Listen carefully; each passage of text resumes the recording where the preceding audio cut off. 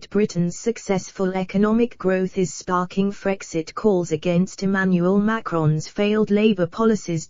Wages in Brexit UK have surged higher following the reopening of the economy amid fears over the impact of inflation.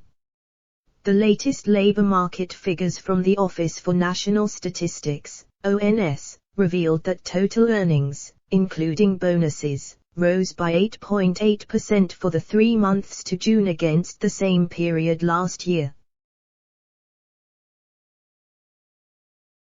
Meanwhile, earnings excluding bonuses were up 7.4% for the period, in line with analyst predictions. The minimum wage in the UK was also increased by 6.2% for employees over 25.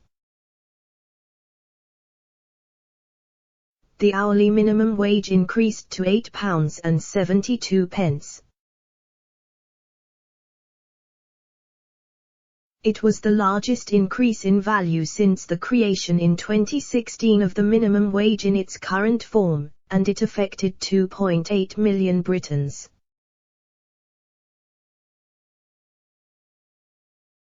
The increase exceeds the hourly rate of the French minimum wage, which stands at £8.68, €10.15. In France, Finance Minister Bruno Le Maire is urging company bosses to make an effort to increase wages for their employees. Speaking to France Info on Monday, Mr. Le Maire said he expects better remuneration for those with the lowest incomes. He also called on companies to hire young people and apprentices on a massive scale. The stark comparison between the two countries sparked calls for France to leave the EU.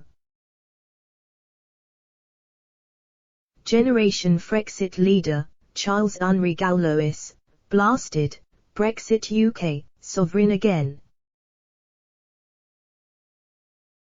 The minimum wage increased by 6.2% on April 1, 2020 by government decision. The increase of wages is 8.8%. Macron's France in the EU.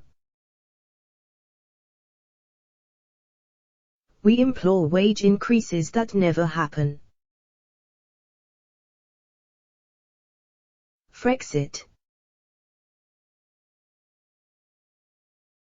Bank of England Governor Andrew Bailey recently highlighted wage increases as one factor that could lead to longer-term inflation rises, although he suggested hikes could subdue as the pandemic comes to an end.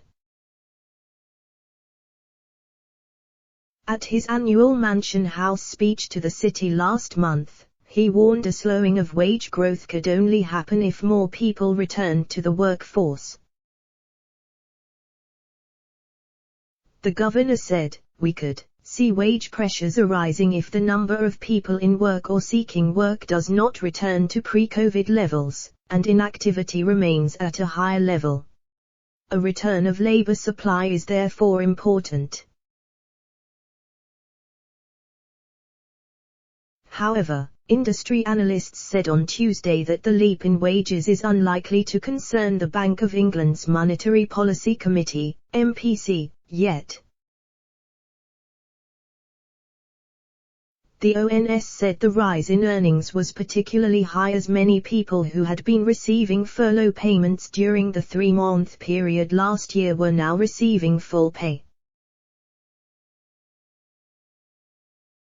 UK RSM economist Tom Pugh said, "At first glance, the surge in headline pay growth to 8.8% is another reason for the Bank of England to start raising interest rates next year, but headline pay has been inflated by base and compositional effects.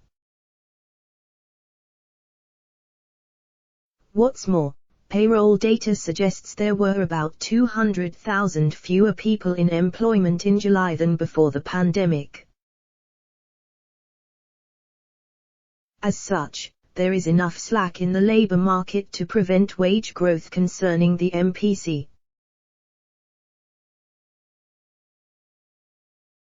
Consumer Price Index, CPI. Inflation increased to 2.6% in its latest reading last month, and analysts will be keen to find out if it has risen further in an update on Wednesday.